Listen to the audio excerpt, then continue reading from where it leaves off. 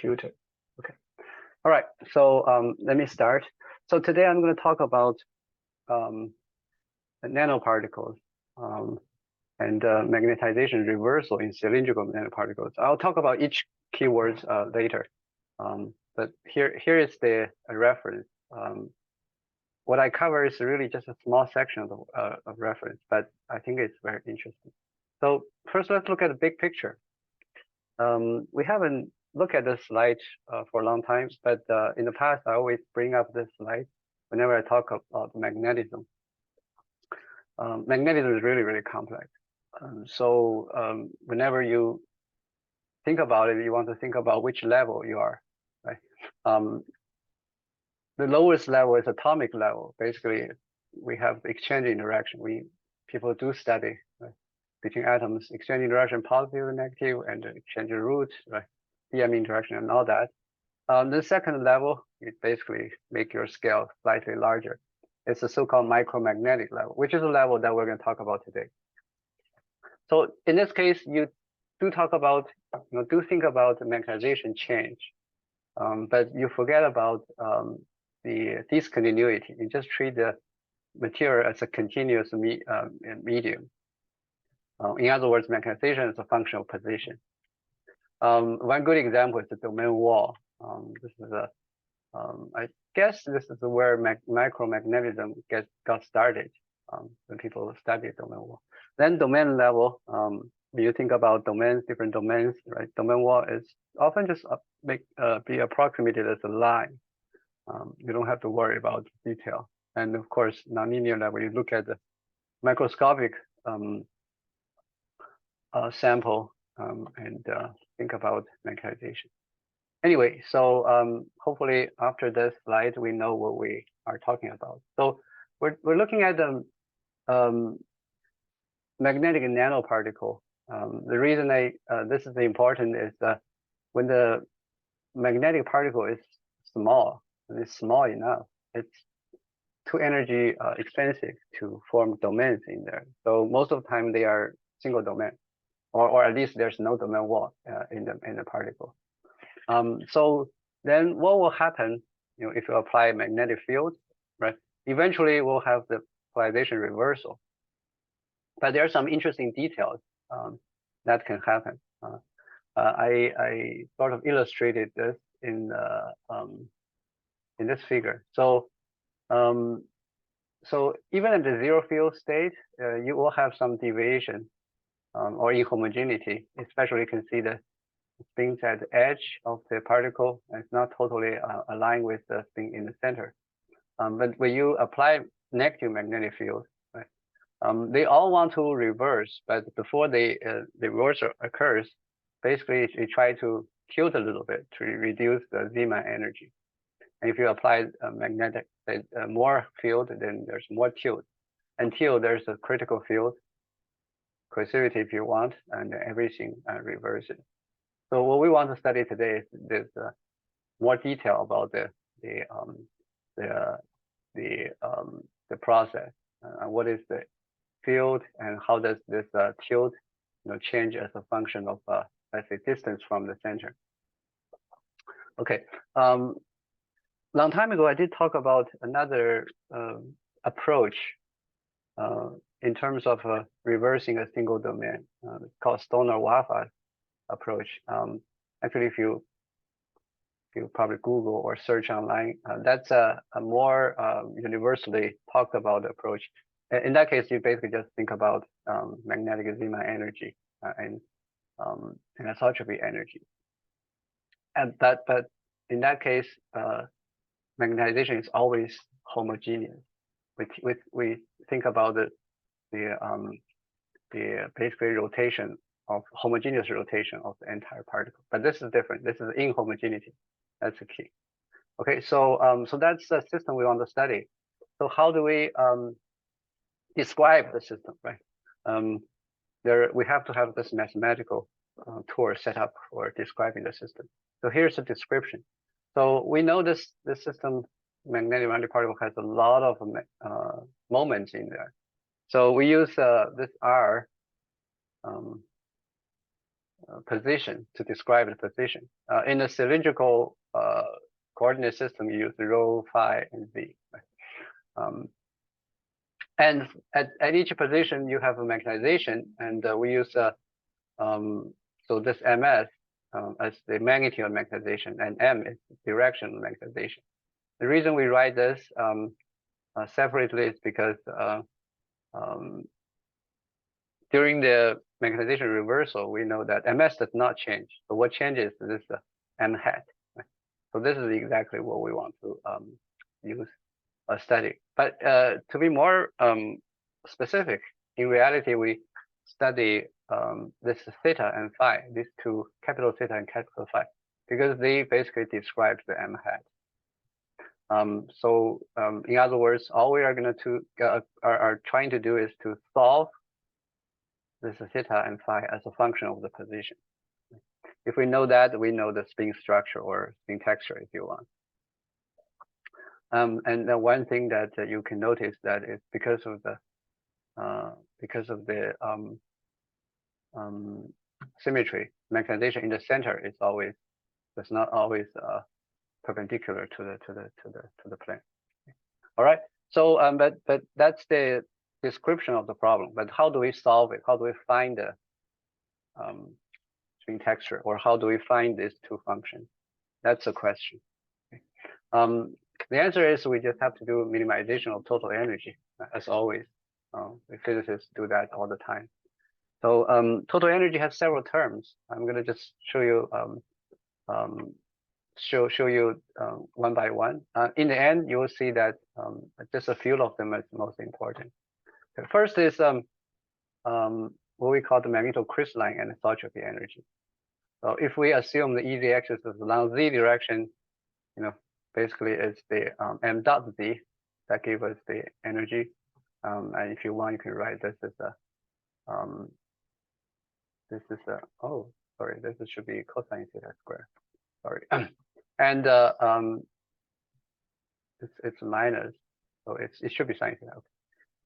So exchange energy density, basically this one I'll explain a little bit later. But idea is exchange energy basically is the the energy spin alignment between neighboring spins. Here we use homogeneous phase as a reference.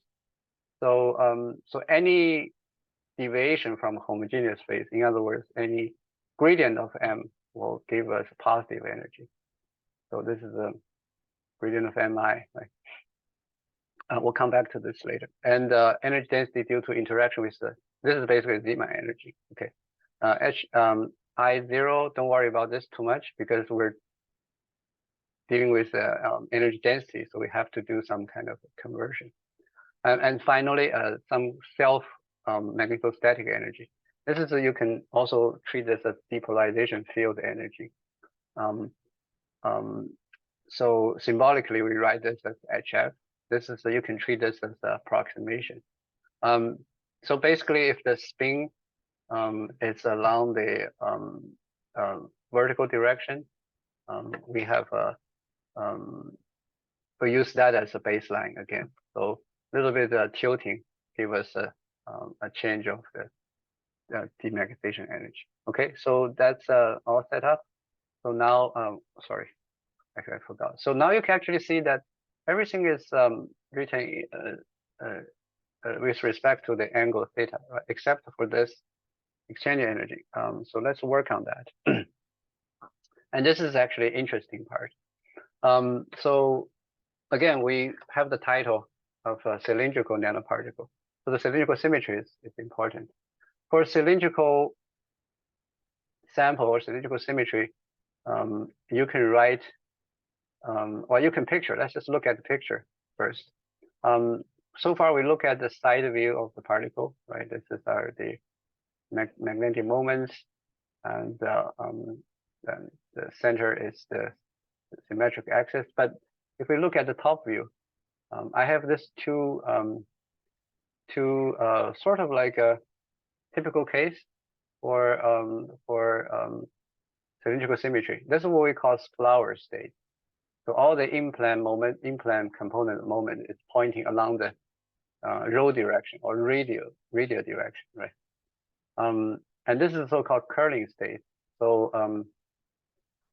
all the moments, implant moment is pointing along the phi direction or azimuthal direction. So you can actually distinguish these two states by writing phi, so the orientation of the spin with respect to the phi, where the spin is. So for example, flower state, this is the phi equals phi, right? Here we have the local coordinate as the angle 0, the angle 45 degree, and the spin basically also has a 45 degree. And curling basically is phi minus 2 phi. So if you take all of this arrows, you rotate them by 90 degree, right? And you get this curling state. Okay. So if you have that, according to the cylindrical symmetry, this is theta, this tilting, right? Also should not depend on phi, and z, we just ignore the dependence on z. So theta is only function of rho. Okay. So because of symmetry, then we can explore this gradient of mi. And you can plug that in there. That's not a lot of calculation, and you can reach basically partial theta, partial rho, and 1 over rho square sin theta square. So you can see that we write everything in terms of theta. So now we essentially unified this mathematical formula. So the total energy essentially is we can call it a functional, right? It's a functional function. It's a function of the function theta. Theta is a function of rho. Okay. And so our job basically is to solve this functional and to find that function. Okay. It's kind of an untypical way to solve problem, but we'll deal with it. One thing I did here is to rewrite to simplify this formula using a bunch of dimensional variables. You can see from here the definition.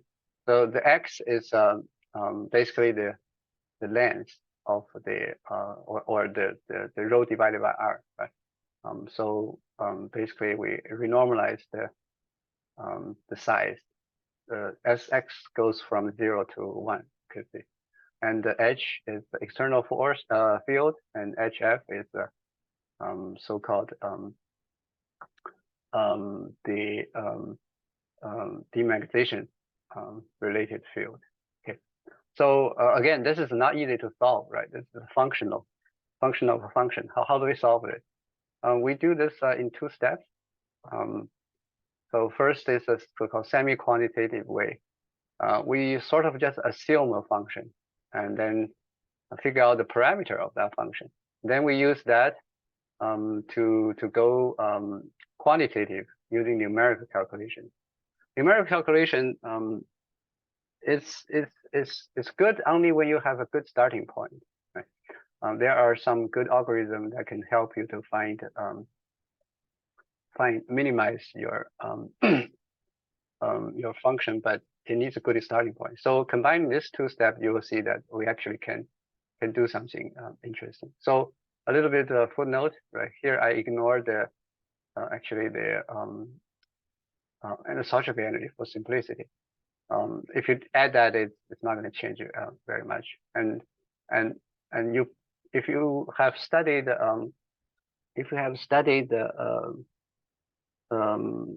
domain wall analysis, you probably know we can solve functional using variational method. But unfortunately here, at least for me, the boundary condition you need for variational method, it's not very rigid. So I prefer using the numerical calculation. Okay. All right. So let's do it. Okay. So first is a semi-quantitative solution. Right. Basically, we convert this functional problem into a function problem. So I assume we have a function. Okay.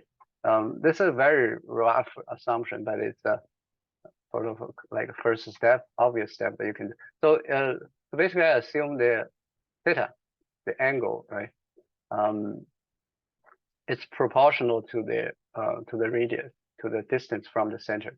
So if you write theta as a function of x, basically it's just it's a linear relation.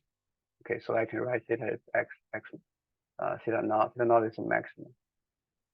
And then and second thing, I assume this mirror, this actually does not have to be true, but in order to, well, actually most of the time it is true.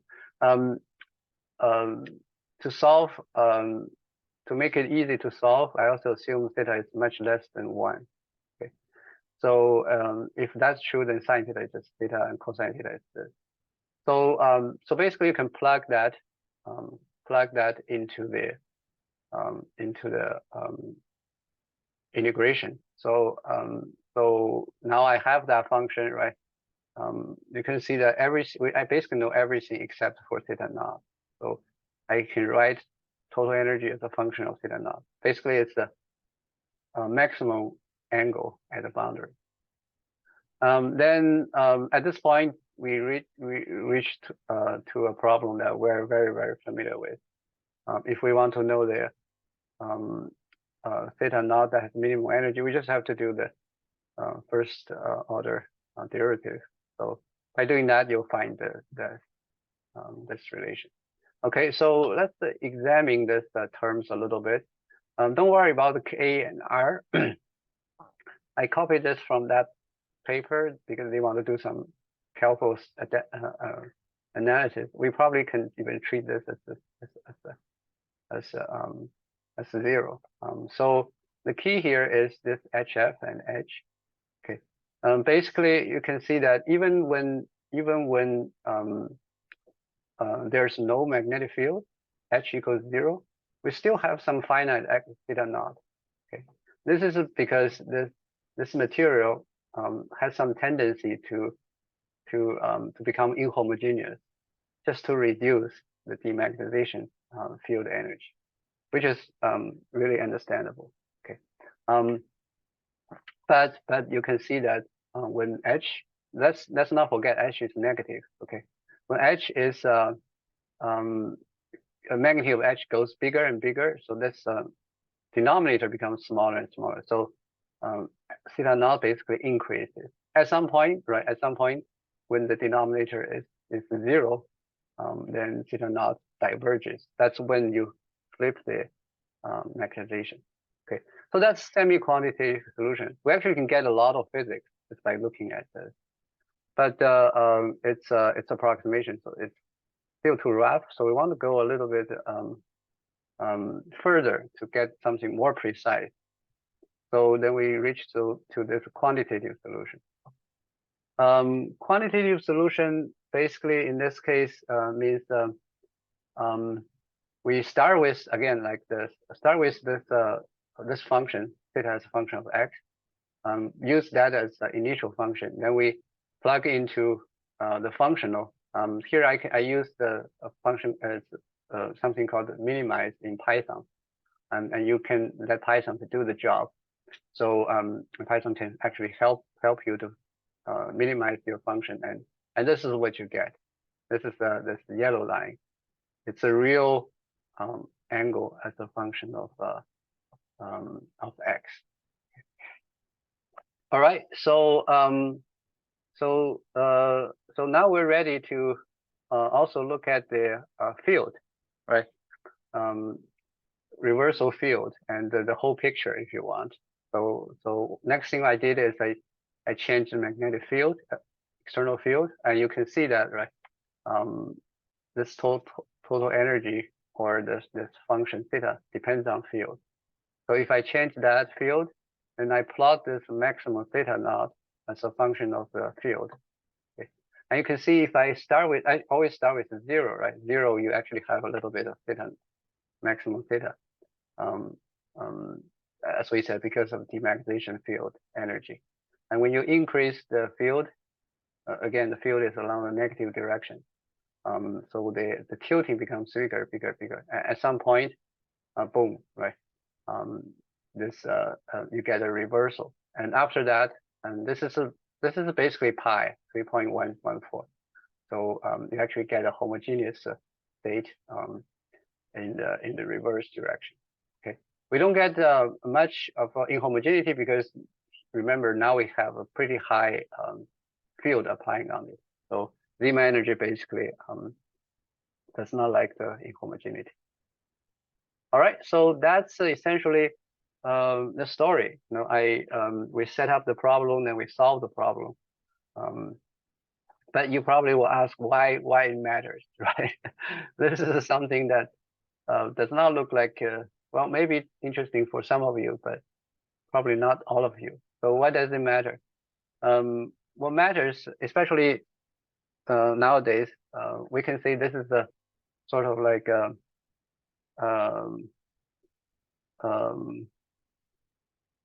renewed interest in the system. Okay, why did I say that? Let's just look at the following.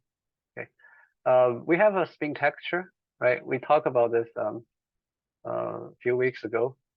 We did not use this terminology, but we used the skyrmion, which is a more fancy word. But if you look at the picture I have here, top view and for the flower state and curling state, these are basically just a skyrmion. Skyrmion basically is just something more specific, but topologically they are exactly just part of the skyrmion. And we also said, if you remember, right, if you have this angle, you know, which depend on the coordinates and the cylindrical coordinate system rho theta phi. In this way, you can calculate the Berry curvature just by doing the sine theta, gradient of theta, gradient of phi, and cross. And you can get this. So you can see the key is you need to have a gradient. You have a change of theta as a function of rho.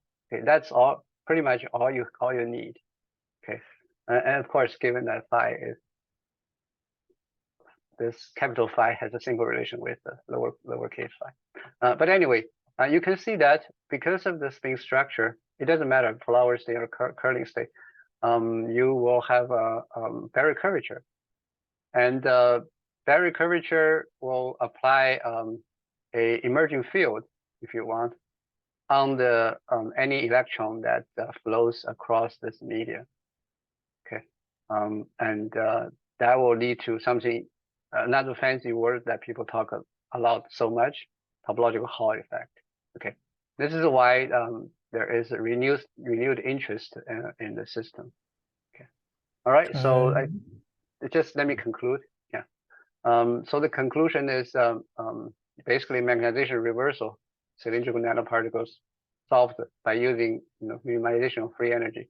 So the key here is that we allow the inhomogeneity, but with a cylindrical coordinate system. And finally, these magnetic texture we find they have Berry curvature and topological Hall effect, which now people are really are interested. So let me stop there. How do I stop the recording?